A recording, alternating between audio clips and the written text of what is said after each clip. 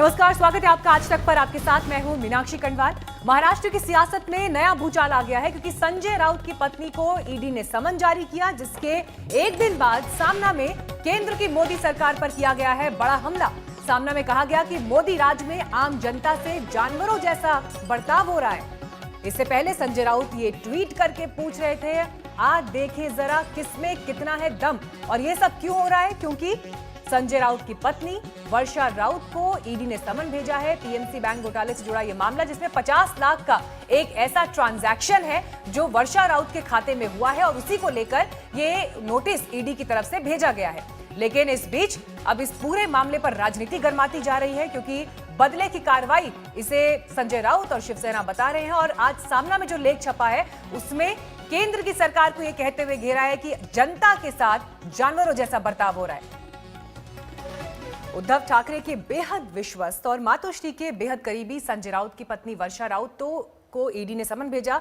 तो अब इस बात को लेकर शिवसेना, एनसीपी ये नाराज है। ईडी की आड़ में राजनीतिक बदले की आवाज बुलंद हो रही है। आज इसी पर हमारी खास बहस होगी जिसमें तमाम खास मेहमान हमारे साथ जुड़ेंगे। मुद्दा यही कि आखिर ईडी, सीबीआई जैसी एजेंसीज को मोहरा बनाया जा रहा है। जब राज्य सरकार किसी मुद्दे पर कार्रवाई करती है तो वो जांच का हिस्सा, लेकिन जब केंद्रीय एजेंसीज जांच करें तो आखिर बदले का रोना क्यों शुरू हो जाता है? तो इस पर हम चर्चा करें, लेकिन उससे पहले आपको हम ये बताते हैं कि इस मुद्दे पर किस किस्म का राजनीतिक महाभारत दिखाई दे रहा है। महाराष्ट्र की सरकार पुलिस के द्वारा या अन्य अफसरों के द्वारा किस पर कार्रवाई करती है, किसी का रातों रात घर तोड़ देती है, किसी को गिरफ्तार करती है, तो वह पारदर्शी है।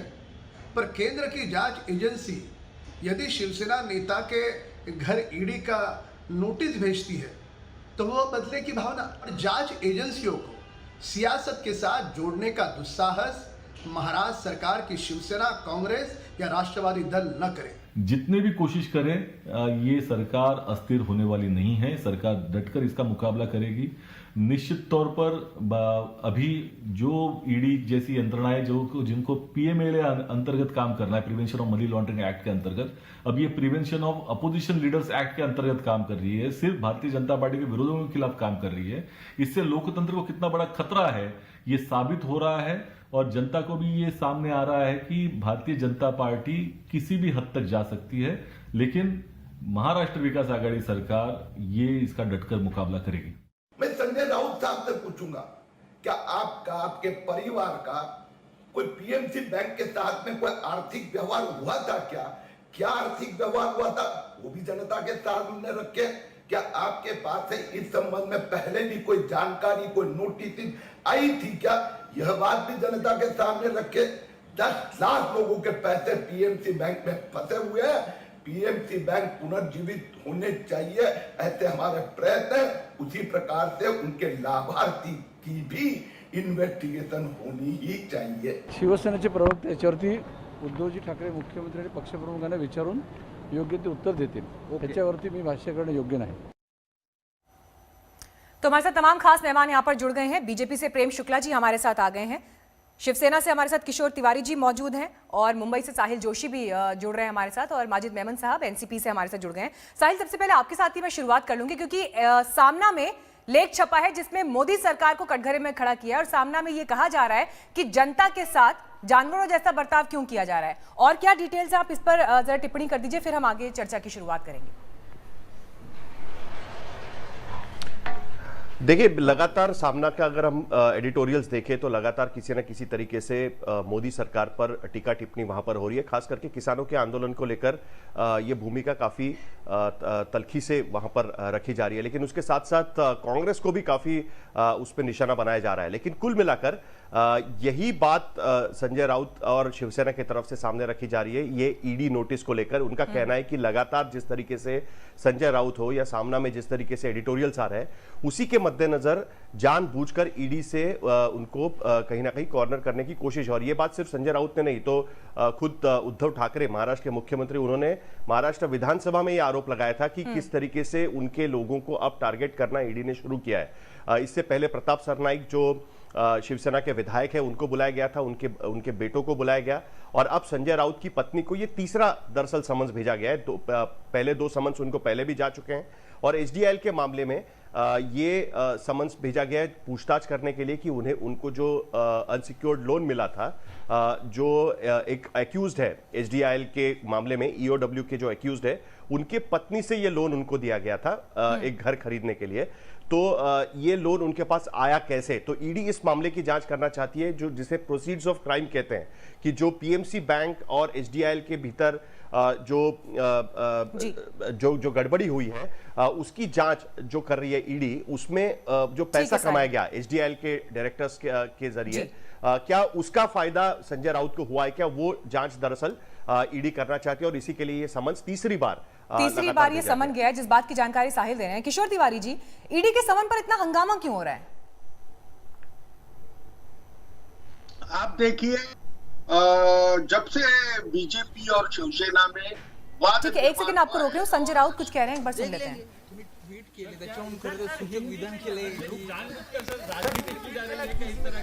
देखो, ये सब पॉलिटिक्स है, जिनको पॉलिटिक्स करना है कर दीजिए।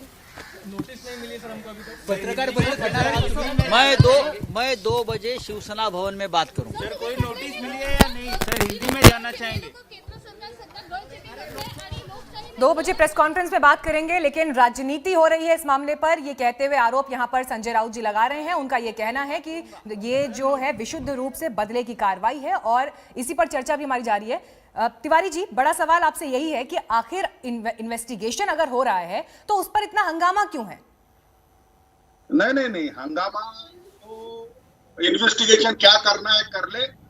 संजय राउत ने कहा है कि कोई शिवसैनिक इनके नोटिस को डरने वाला नहीं है, और संजय राउत ये मध्यम वर्गीय है, और ईडी 100 करोड़ 200 करोड़ 4000 करोड़ का एक मामला है, जिसमें 50 लाख का एक ट्रांजैक्शन है, जिसके बारे में वर्षा राउत बताएंगी।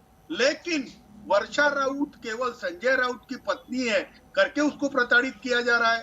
आदित्य ठाकरे नहीं तिवारी जी, अगर एक मामले की जांच एक केंद्रीय एजेंसी करना चाहती है, एक मामले की जांच अगर एक केंद्रीय एजेंसी करना चाहती है, जिसको लेकर पहले भी 2 समन जा चुके हैं, जिस पर पेश नहीं हुई वर्षा राउत, अगर अब तीसरा समन आया है तो ये कह देना जो संजय राउत ट्वीट कर रहे हैं, आज देखे जरा किसमें कितना है दम, ये किसको चुनौती दे रहे हैं? वो इस तरह की भाषा का और इस तरह के रिएक्शंस का क्या मतलब है? इन्वेस्टिगेशन हो जाने दीजिए, क्या दिक्कत है? नहीं, इन्वेस्टिगेशन तो हो जाने देंगे, लेकिन बीजेपी जो हथकंडे अपना रही है, देखो यही किरीट सोमैया छुपते थे। अभी मैं बताता हूं कि 5000 करोड़ जो 10,000 डिपॉजिटर के है एसडीआईएल के थ्रू जो साइफन आउट हुआ है, उसके सबसे ज्यादा लाभार्थी बीजेपी के नेता है। अगर ईडी को करना है तो जो मुंह छुपाने वाले किरीट सोमैया है, इनसे ही पूछो, उनको सब मालूम है। अब मैं बताना चाहता हूं तुमको कि केंद्र सरकार महाराष्ट्र की सरकार को अस्थिर करने के लिए ये सब कर रही है और बदले के भावना से कर रही है, लेकिन कोई भी शिवसैनिक इनसे दबने वाला नहीं है। जनता ने अगर आपको मैंडेट दिया है, आपने जिन दलों के साथ मिलकर सरकार बनाई है, अगर आपस में भरोसा सुदृढ़ है, तो फिर आपको किसी तीसरे से डर क्या? नहीं, डर का सवाल नहीं है। जिस तरीके से ओछी राजनीति की जा रही है, उसको हमने बताना भी नहीं। कैसी मीनाक्षी बात कर रहे हैं आप? अरे बीजेपी घटिया किस्म की राजनीति पे आ गई है, क्या निकला? ठीक है, प्रेम शुक्ला जी इस पर जवाब देंगे, लेकिन उससे पहले माजिद मेमन जी, आपसे भी मेरा ये सवाल है कि अगर एक केंद्रीय एजेंसी जांच करती है तो सीधे एक साथ ये कह देना कि वो बदले की कार्रवाई हो रही है, ये कहां तक सही है? इन्वेस्टिगेशन का इंतजार तो होना चाहिए। देखिए, ये संजय राउत या एकनाथ खड़से का महाराष्ट्र का जो मामला है ना, ये पहला नहीं है। देश में कई जगहों पर, कई राज्यों में विरोधी पक्ष के नेताओं को इस तरह से ईडी, सीबीआई और इनकम टैक्स के जरिए विक्टिमाइज किया जा रहा था, जिसके बारे में लोगों के जहन में, आम आदमी की मैं बात कर रहा हूँ, मैं किसी राजनीतिक पक्ष के, सत्ताधारी पक्ष के लोगों की बात नहीं कर रहा हूँ, मैं आम कॉमन मैन की बात कर रहा हूँ। एक आम आदमी के दिल में एक शक सा पैदा हो गया कि क्या ईडी या सीबीआई वगैरह जैसी सेंट्रल एजेंसियां हैं, इनका राजनीतिक रूप से दुरुपयोग किया जा रहा है। तो वो शक आहिस्ता आहिस्ता, ऐसे वारदातें जब होती हैं तो वो यकीन में तब्दील होता है। अभी इसका टाइमिंग देखिए आप, एकनाथ खड़से की बात ले लीजिए आप। अभी राउत साहब तो ठीक है, ज्यादा कुछ बोल जाते हैं तो सेना का अपना तरीका है बात करने का, उसकी मैं अभी, मगर एकनाथ खड़से की बात लीजिए आप। इतना अरसे से देवेंद्र फडणवीस और एकनाथ खड़से की लड़ाई जो है, कोल्ड वॉर, वो चली आ रही है पिछले, जब तक वो बीजेपी में थे तब भी चली आ रही थी। हम देख रहे हैं, पिछले सारी जनता महाराष्ट्र की दिख रही है। लेकिन उन्होंने एनसीपी ज्वाइन कर लिया तो उस वक्त उन्होंने तो पहले ही कह दिया था कि अगर ईडी आएगी तो मेरे पास सीडी है, तो वो तो सच साबित हो रहा है।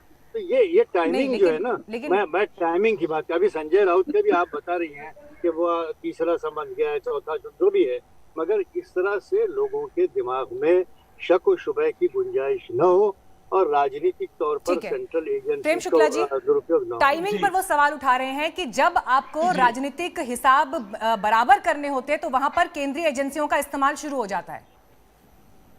देखिए, केंद्रीय एजेंसियां अपनी आपराधिक प्रक्रिया का अनुपालन कैसे करेंगी, ये दाऊद और याकूब मेमन के वकीलों से पूछ के तो होगा नहीं। ये तो उनकी अपनी प्रक्रिया है, उस प्रक्रिया के तहत कार्रवाई कर रही है। देखिए और ये संवैधानिक अधिकार जो है, ये संवैधानिक अधिकार जो है, मेनन के खिलाफ नहीं बोलेंगे।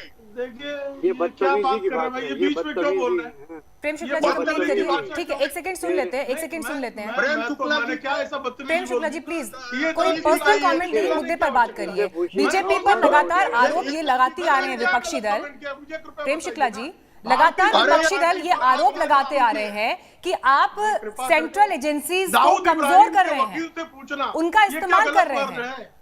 वो आप पर ये आरोप लगा रहे हैं कि उनका इस्तेमाल कर रहे हैं आप। एकनाथ खड़से का वो उदाहरण दे रहे हैं, सुनिए तो सही प्रेम शुक्ला जी, वो एकनाथ खड़से का उदाहरण दे रहे हैं, कह रहे हैं कि जब तक आपके दल में शामिल थे तब तक सब ठीक था, जैसे ही एनसीपी का उन्होंने रुक किया तो आपने उनके पीछे एजेंसीज लगा दी। ये प्रवर्तन निदेशालय की अपनी कार्यवाही का हिस्सा है, उससे राजनीति का कोई लेन देन नहीं है। लेकिन जो दाऊद इब्राहिम के वकील हैं, उनको अनर्गल आरोप लगाने का संवैधानिक अधिकार भी है। उनको अनर्गल आरोप लगाने का अधिकार, शब्दों का प्रयोग। देखिए, अब बेवकूफ कह रहे हैं, मैं उनको गधा कह दूं, बहस खत्म हो गई। प्रेम शुक्ला जी प्लीज, प्लीज प्रेम शुक्ला जी, इब्राहिम का वकील है, मैंने किसी का नाम लिया नहीं। प्रेम शुक्ला जी प्लीज, माजिद मेमन साहब मेरे गेस्ट हैं, आप प्लीज मुझे ऐसे बात ना करें, प्लीज रिस्पेक्टफुली बात करें प्रेम शुक्ला जी। मैं तो वो मुझे बेवकूफ कह रहे हैं, मैं आपको मुझे बेवकूफ कह चलेगा, वो अहमद कहे चलेगा। माफी मांगा, कौन सी भाषा का प्रयोग किया, कौन सा गलत शब्द कहा? मेमनों का वकील कौन है मुझे बताइए, इकबाल मिर्ची का वकील कौन है बताइए, याकूब मेमन का वकील कौन है बताइए, इकबाल मिर्ची का वकील कौन है बताइए। मैं नहीं हूँ भाई, आप पता इकबाल नहीं है ना। मिर्ची का वकील। प्रेम शुक्ला जी मेरा आपसे सवाल ये है, मीनाक्षी प्लीज प्रेम शुक्ला जी सवाल सुन लीजिए एक बार, ठीक है, एक सेकंड। किशोर तिवारी जी प्लीज एक सेकंड रुक जाइए प्लीज। किशोर तिवारी जी प्लीज रुक जाइए, माजिद मेमन साहब प्लीज एक सेकंड रुक जाइए। प्रेम शुक्ला जी मैं आपसे ये पूछ रही हूँ, जो इन्वेस्टिगेशन का टाइमिंग है उसके ऊपर सवाल उठ रहा है। जहां पर आपको अपने राजनीतिक हिसाब बराबर करने होते हैं वहां पर केंद्रीय एजेंसीज आ जाती हैं। बिल्कुल, देखिए, प्रवर्तन निदेशालय किसको कब कैसे समन करेगा, ये किसी राजनीतिक दल से पूछ कर करने का किसी प्रकार का कोई विधान नहीं है।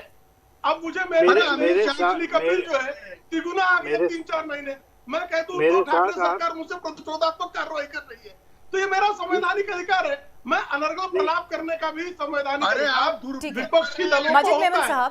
माजिद मेमन साहब देखिए, वो ये कह रहे हैं कि अगर एक समन अगर दिया गया है, इन्वेस्टिगेशन का इंतजार तो होना चाहिए ना उस बात पर। सीधे ये कह देना कि ये राजनीतिक प्रतिशोध की कार्रवाई है, ये कहां तक जायज है? पहले हमारे मित्र से कहिए कि अगर वो मुद्दे में जवाब नहीं दे पा रहे हैं तो किसी पर व्यक्तिगत, अरे जरा खामोश है, एक मिनट। अरे अच्छा, आपने प्रेम शुक्ला जी सुन लीजिए, प्रेम शुक्ला जी सुन लीजिए, प्लीज सुन लीजिए। वो मेरे पीछे बोले जा रहे थे। अरे जरा सुनिए, देखिए हम फिर समय बर्बाद हो रहा है ना, मुद्दे से भटक रहे हैं। देखिए ये दोनों बोल रहे थे, मैं तो बोल ही नहीं रहा। अरे जरा सुनिए भाई, जरा सुनिए, जरा थोड़ा सा कानों का भी उपयोग करें, जबान ही नहीं चलती, कैंची की तरह से जबान न चलाएं। न मैं दाऊद इब्राहिम का वकील हूँ, न मैं इकबाल मिर्ची का वकील हूँ। आप खामखा गलत मेंशन करते हो, आप क्यों गलत बातें करते हैं? बहरहाल चलिए उसको छोड़िए, अब आप मुद्दे पे आइए। मैं आपसे ये कह रहा हूँ कि एक नहीं 10 मिसालें मैं आपको दूंगा जहां भारतीय जनता पार्टी के राजनेताओं ने ईडी और सीबीआई का दुरुपयोग किया है। टाइमिंग बिल्कुल एक भी नहीं किया है। अरे खामोश आपने दुरुपयोग किया, उसका तो सुप्रीम कोर्ट का ऑर्डर है, उसमें सुप्रीम कोर्ट का ऑर्डर है कि आपने दुरुपयोग किया। प्रेम शुक्ला जी, अर्णब गोस्वामी के मामले में आपने दुरुपयोग किया, ये सुप्रीम कोर्ट का ऑर्डर है, जस्टिस चंद्रचूड़ का ऑर्डर है।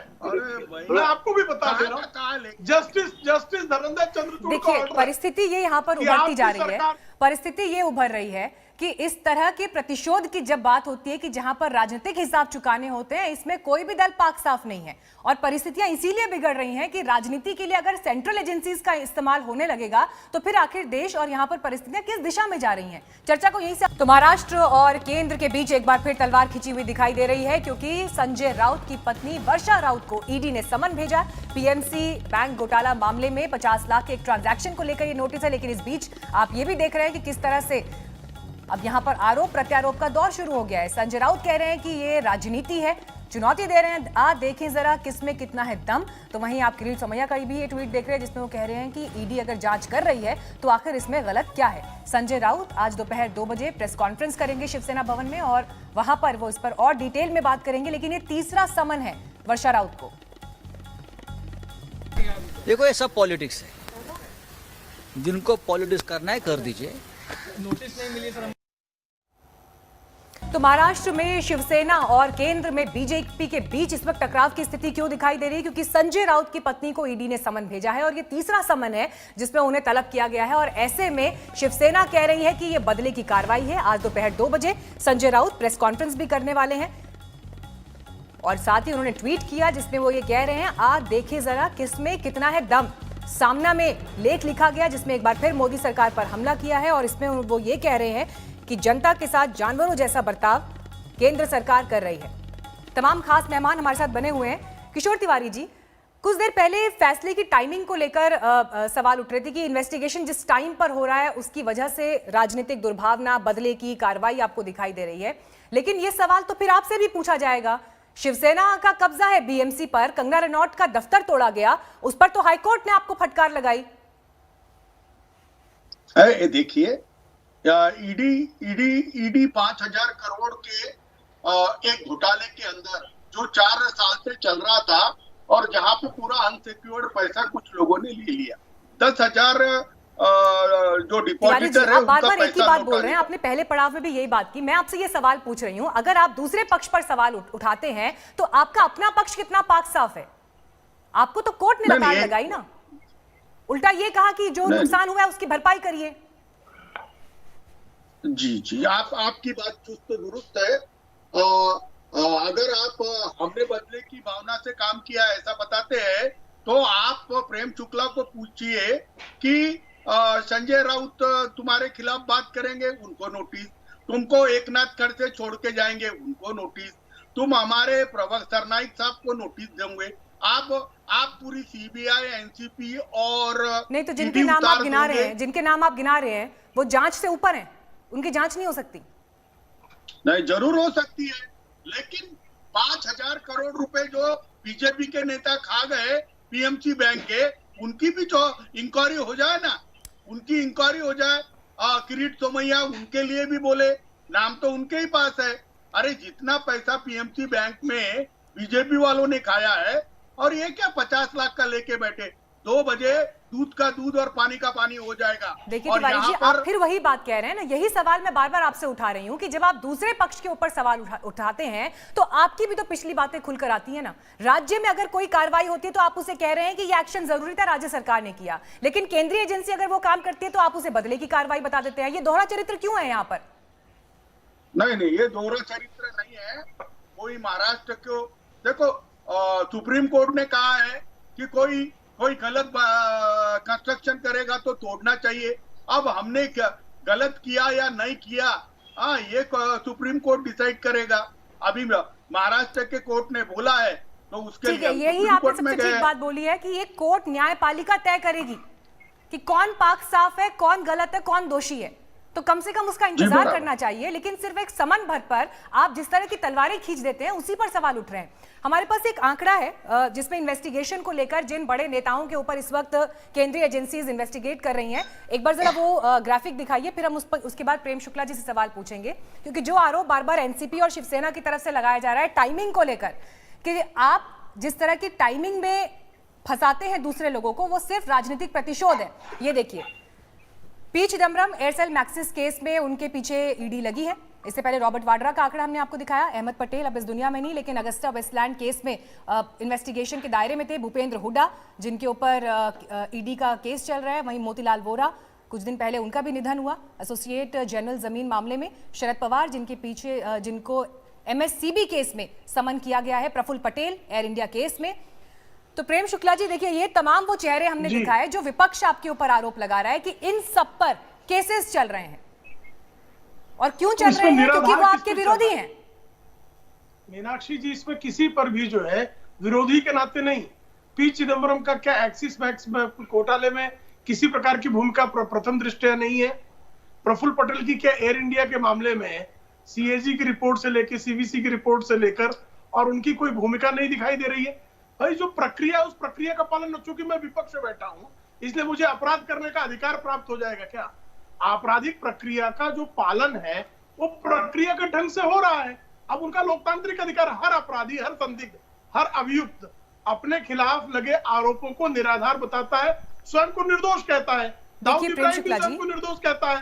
प्रेम शुक्ला जी, ये सवाल इसलिए उठ रहा है बार बार, ये सवाल इसलिए उठ रहा है बार बार क्योंकि जो केंद्रीय एजेंसीज, प्रेम शुक्ला जी, जो केंद्रीय एजेंसीज इस तरह के केसेस चला रही हैं उसमें कन्विक्शन रेट कितना है?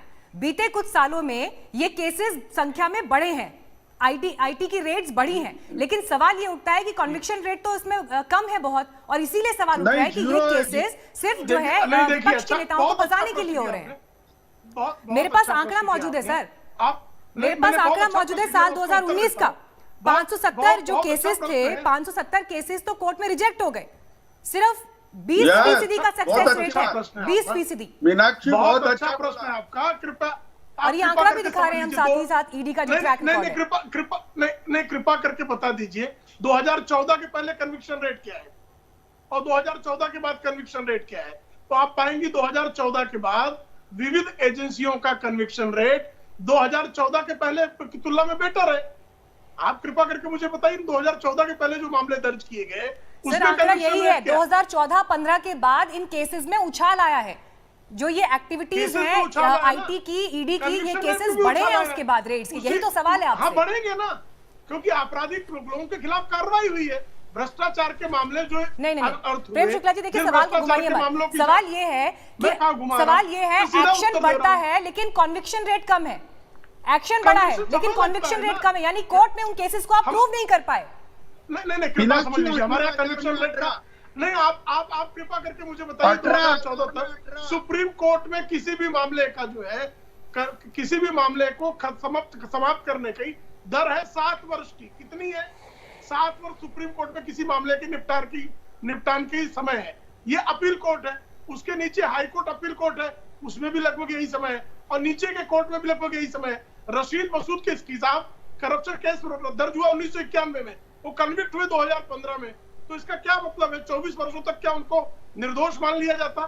तो कन्विक्शन रेट की हमारी जो प्रक्रिया है, उस प्रक्रिया में विलंब लगता है। अरे बदले की भावना आई है नहीं तो बदले की भावना क्या है? साहिल मैं आपके पास आ रही हूँ। माजिद मेमन जी, एक कमेंट मेरा आपसे, जिनके साथ आप मिलकर सरकार चला रहे हैं, कांग्रेस पार्टी, उन्हीं के जमाने में तो सीबीआई को पिंजरे का तोता कोर्ट ने कहा था।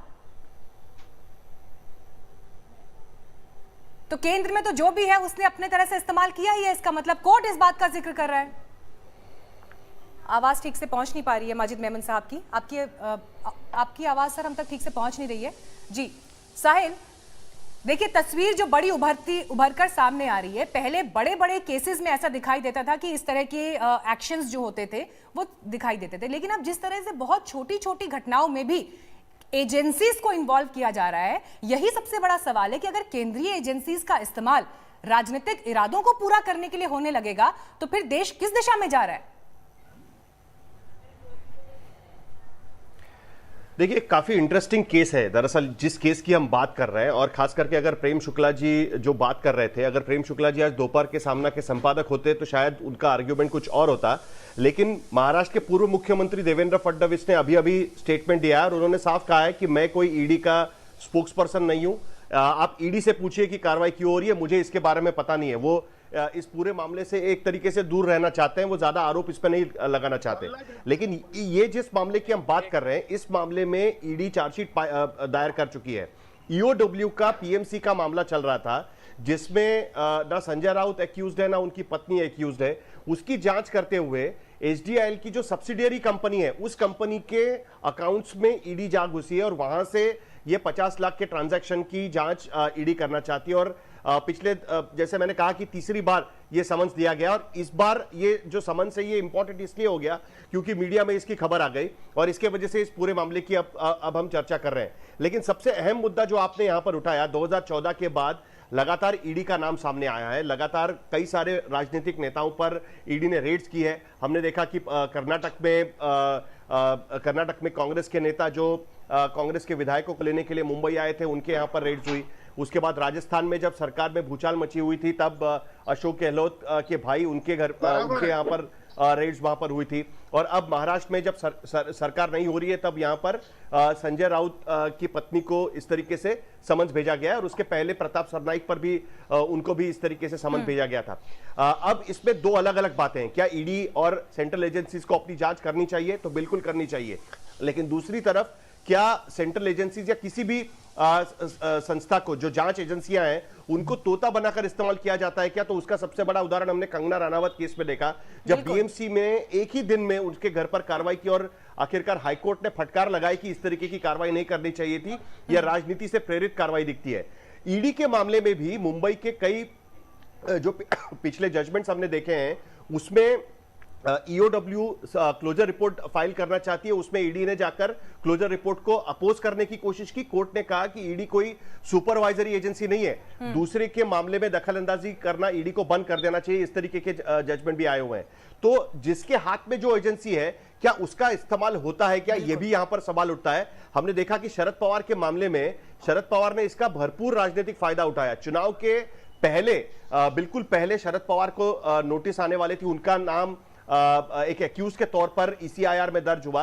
उसके बाद शरद पवार ने सब जगह जाकर उस मामले पर सीधे सीधे ईडी को चैलेंज किया। तो जिसकी सरकार उसकी लाठी, उस तरीके से आमतौर पर हमने देश में देखा है। आपने सही इस बात का जिक्र किया कि कोर्ट ने खुद कहा था कि सीबीआई एक तरीके से तोता बन चुकी है, और यही बात कहीं आगे निकल कर आ रही है, क्योंकि जांच करना और कन्विक्शन करना ये दो अलग बातें हैं। जो कन्विक्शन रेट हम लोग देख रहे हैं, उसको देखकर ये साफ लगता है कि कहीं ना कहीं ये चूक होती है कि जांच में नाम उछाले जाते हैं, रिपोर्टिंग उसकी काफी होती है, लेकिन जब अदालत में मामला जाता है तब कन्विक्शन क्यों नहीं होता, मामले क्यों धराशायी हो जाते हैं, यही सबसे बड़ा सवाल है। इसीलिए बार बार ये बात उठ रही है कि आप जांच एजेंसीज को राजनीतिक औजार के तौर पर इस्तेमाल नहीं कर सकते। माजिद मेमन साहब, जिस बात का जिक्र देखिए साहिल यहां पर कर रहे थे शरद पवार जी को लेकर, उसी में एक सवाल मैंने भी जोड़ा था कि कांग्रेस के ही जमाने में तो कोर्ट ने यह कहा ना कि सीबीआई पिंजरे का तोता है, और आज वही कांग्रेस पार्टी आपके साथ है।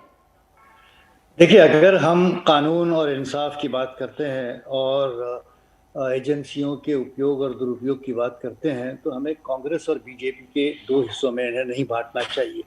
चाहे वो सरकार कांग्रेस की हो या बीजेपी की हो, अगर दुरुपयोग नजर आता है और आम आदमी का विश्वास डगमगाने लग जाता है, न्याय प्रणाली से डगमगाने लग गया है।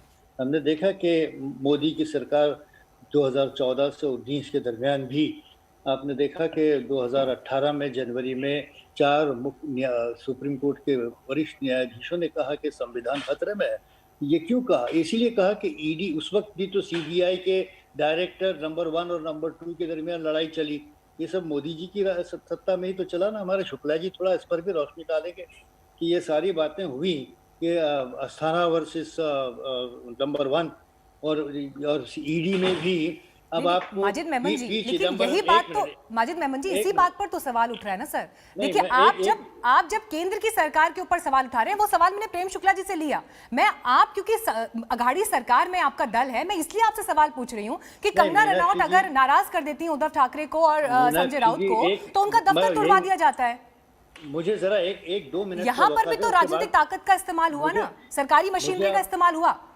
मुझे आप 2 मिनट बोलने दें और उसके बाद फिर मेरे पास वक्त नहीं, मैं चला जाऊंगा, मुझे पूरा अटेंड करनी है। आप 2 मिनट मुझे बोलने दें। देखिए, कंगना रनौत की मिसाल जो आपने दी है, मुंबई म्युनिसिपल कॉरपोरेशन ने गलत कार्रवाई की, उस पर कोर्ट ने उन्हें फटकार लगाई, तो ये बात में कोई दो राय नहीं है।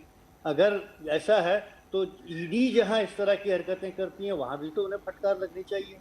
जब दुरुपयोग किया जाता है तो चाहे वो नीचे एक छोटे से कॉरपोरेशन के जरिए एक मकान तोड़ने के सिलसिले में हो, या एक सेकंड जरा सब्र करो भाई, जरा सब्र करो, एक मिनट सब्र कर रहा हूँ, आप नहीं कर रहे हैं। नहीं कर रहे हो ना, सब्र नहीं कर रहे हो। मैं पूरे सब्र में हूँ, आप नहीं कर रहे हैं सर।